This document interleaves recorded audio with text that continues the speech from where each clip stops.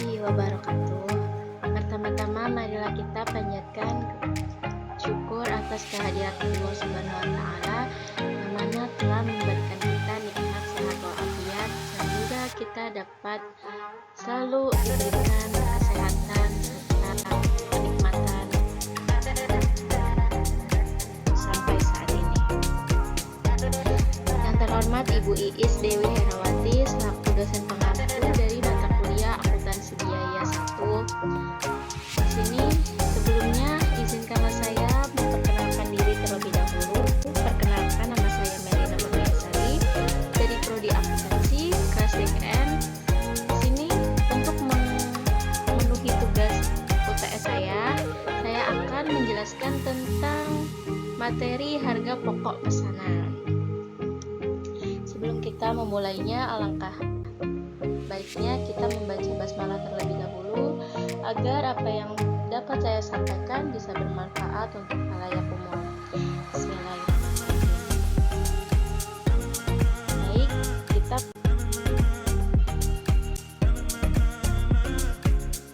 ini ada dua sistem dalam pengumpulan biaya produksi. Yang pertama, metode harga pokok pesanan, dan yang kedua, metode harga pokok proses.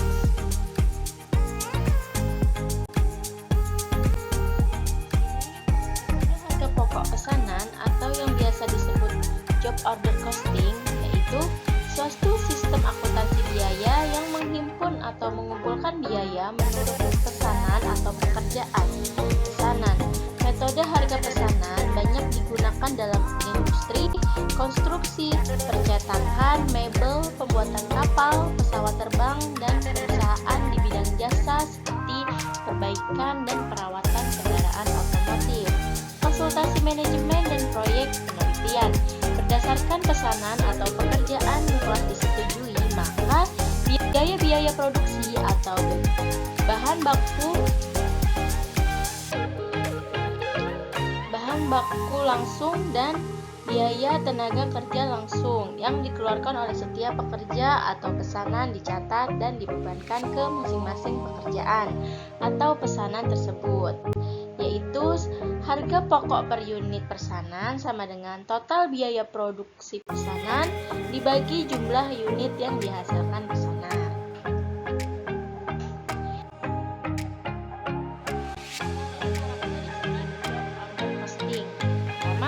Karakteristik proses produksi. Yang pertama, sifat produksi terputus-putus. Yang kedua, tujuan produksi untuk memenuhi pesanan. Yang ketiga, bentuk produksi sesuai dengan spesifikasi pesanan. Dan yang terakhir, dasar produksi atas dasar order. Di sini ada karakteristik pengumpulan biaya produksi, yaitu biaya produksi meliputi biaya bahan baku, biaya tenaga kerja langsung, dan biaya overhead pabrik dikumpulkan secara individual untuk tiap-tiap pesanan. Yang kedua, ada biaya bahan baku dan biaya tenaga kerja langsung dibebankan secara langsung terhadap pesanan yang bersangkutan. Yang ketiga, ada biaya overhead pabrik atau BOP dibebankan kepada tiap-tiap pesanan atas dasar tarif yang ditentukan di muka. Untuk mengumpulkan biaya bahan baku, biaya tenaga kerja langsung, dan BOP pada tiap-tiap pesanan digunakan kartu harga pokok pesanan. Dan yang terakhir, harga pokok produk per satuan dihitung sebagai berikut, yaitu jumlah harga pokok pesanan tertentu dibagi jumlah kuantitas produk pesanan sama dengan harga satuan produk pesanan yang bersangkutan. Di sini ada metode harga pokok pesanan. Seluruh biaya produksi dicatat dalam suatu akun pengendali, yaitu akun barang dalam proses. Proses ini biasanya berasal dari pemakaian bahan baku langsung, pendistribusian dan pengalokasian bahan tenaga kerja langsung ke setiap pesanan yang bersangkutan. Rincian biaya produksi atau harga pokok untuk masing-masing pesanan dapat harga pokok pesanan. Yang pertama ada akuntansi biaya bahan baku atau BBB. Yang ada satu diantaranya catatan pembelian dan penerimaan bahan baku. Yang kedua, pencatatan pengeluaran dan pemakaian bahan baku. Upahnya Pengalokasian total gaji dan upah menjadi tenaga kerja langsung yang akan dibebankan ke akun barang dalam proses atau BDP dan BTKTL atau biaya tenaga kerja tidak langsung yang akan dibebankan ke akun biaya dalam barang dalam proses ditentukan dari kupon-kupon waktu pekerjaan atau labor time. Ketiga ada akuntansi biaya overhead pabrik atau BOP. Pembebanan BOP pada pesanan tidak menggunakan biaya yang sesungguhnya terjadi, tetapi menggunakan tarif biaya overhead yang ditentukan di muka atau predetermined overhead rate. Tarif biaya overhead yang ditentukan di muka taksiran total BOP basis alokasi tertentu. 3 alasan BOP yang sesungguhnya tidak digunakan dalam penentuan harga pokok dari pekerjaan atau produk. Yang pertama, dalam BOP terdapat elemen biaya tetap yang nilainya tidak dipengaruhi oleh volume produksi dan biaya variabel yang nilainya berubah seiring jumlah barang yang diproduksi.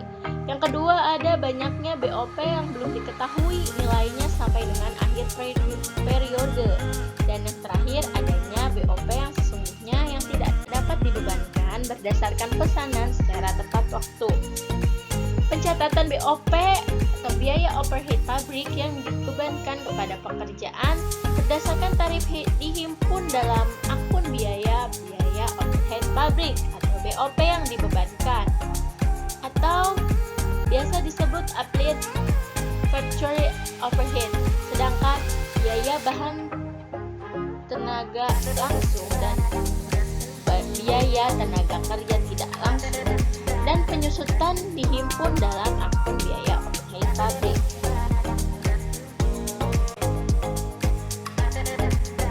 Akuntansi untuk pekerjaan yang telah selesai mencatat biaya dalam proses yang telah selesai, yaitu yang terbuka akun persediaan barang jadi pada persediaan barang dalam proses, persediaan barang jadi di debit, dan persediaan barang dalam proses di kredit.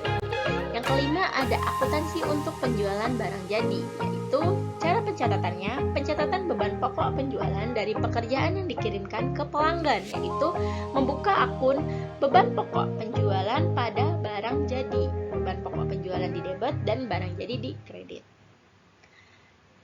Mencatat pengakuan pendapatan dari penjualan atau kredit, itu akun yang terbuka piutang usaha pada penjualan, piutang usaha di debit karena bertambah dan penjualan bertambah di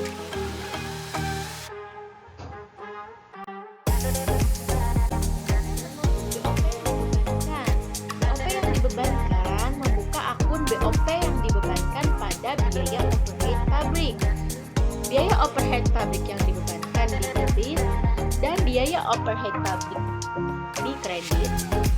Menutup biaya overhead pabrik yang oversplit atau undersplit, yaitu membuka akun beban pokok penjualan pada BOP, beban pokok penjualan di debit, dan BOP di kredit.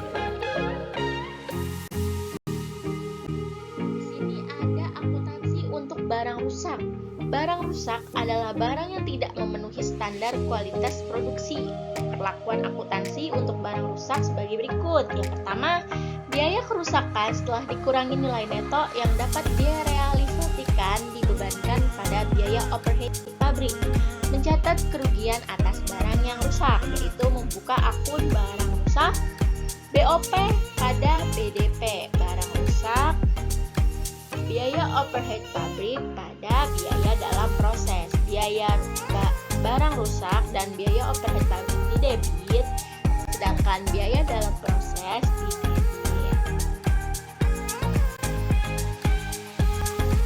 Ada biaya kerusakan setelah dikurangi nilai neto yang dapat direalisasikan dibebankan secara langsung kepada pekerjaan yang bersangkutan. Sifat kerusakannya sebagai berikut. Yang pertama, normal. Dalam kondisi ini, maka taksiran biaya kerusakan dapat diperhitungkan sebagai elemen dari tarif BOP yang ditetapkan di muka. Dengan demikian, masing-masing pekerjaan akan dibebankan dengan biaya kerusakan pada saat pembukaan overhead pada pekerjaan-pekerjaan. Yang kedua, disebabkan adanya persyaratan secara tidak langsung oleh pelanggan. Biaya-biaya kerusakan setelah dikurangi nilai neto yang dapat direalisasikan untuk barang rusak tersebut dibebankan kepada pekerjaan yang bersangkutan. Dan taksiran biaya kerusakan juga tidak dimasukkan ke dalam perhitungan tarif BOP. Ini ada contoh soal. Nah, di sini ada PT Permata menerima pesanan khusus sebanyak 800 unit produk dari PT Buana. Biaya bahan baku per unit sebesar Rp750, lebih mahal dari bahan baku yang dipakai, yaitu Rp600. Karena permintaan produk dengan kualitas yang lebih tinggi dari PT Buana, apabila terjadi kerusakan normal akan dibebankan kepada pesanan ini. Biaya tenaga kerja langsung per unit produk sebesar Rp400. Tarif BOP atau biaya overhead pabrik adalah 112,5% dari biaya tenaga kerja langsung atau setara dengan Rp450, tidak termasuk biaya kerusakan per unit. Berdasarkan uji coba yang dilakukan PT Permata, dari 10 unit yang dihasilkan, hanya 8 yang sesuai dengan pesanan. Dengan demikian, untuk memenuhi pesanan 800 unit, harus dikeluarkan biaya yang memproduksi sebanyak 1000 unit. Berikut ini biaya yang dikeluarkan untuk memproduksi 1000 unit PT Buana, yaitu di sini ada total biaya per unit. Di sini ada biaya bahan baku langsung sebesar Rp750.000. Total biayanya, biaya per unitnya 750.000 berasal dari Rp750 dikali 1000 unit. Begitu pula dengan tenaga kerja langsung sebesar Rp400.000, yaitu alokasi dari 400 dikali 1000 unit. Dan biaya overhead pabrik sebesar 112,5% dari tenaga kerja langsung sebesar Rp450.000. Dan total dari keseluruhannya yaitu Rp1.600.000. Terdapat barang yang rusak sebanyak 200 unit yang disebabkan oleh kerugian yang normal. Barang yang rusak diperkirakan masih dapat dijual dengan harga 400 per unit. Diminta ayat jurnal untuk mencatat biaya-biaya yang dikeluarkan untuk mengerjakan pesanan yang diterima PT Buana.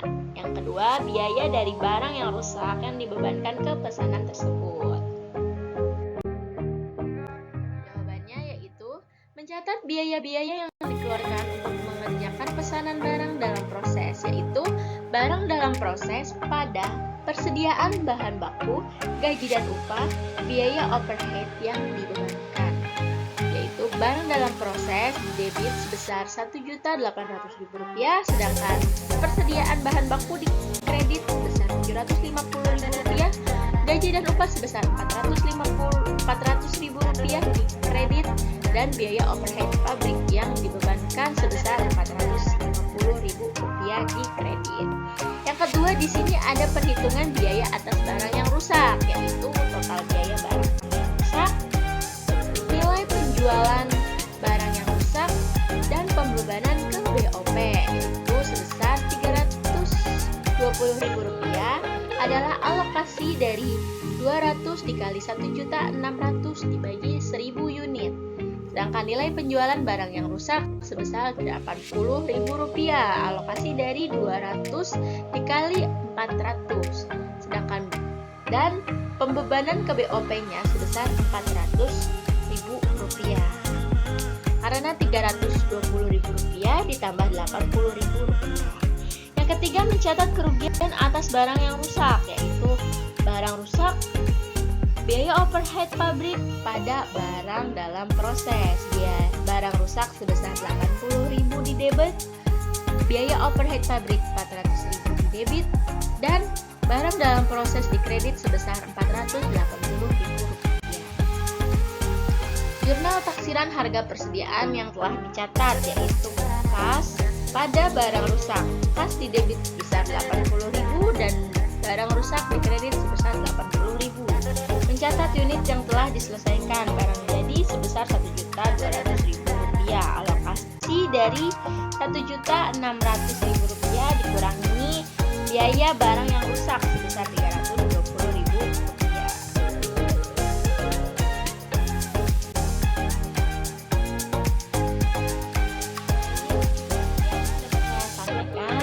Kurang dan lebihnya saya mohon maaf. Semoga apa yang dapat saya sampaikan bisa bermanfaat untuk khalayak umum. Sekian dari saya. Wabillahi taufik wal hidayah. Wassalamualaikum warahmatullahi wabarakatuh.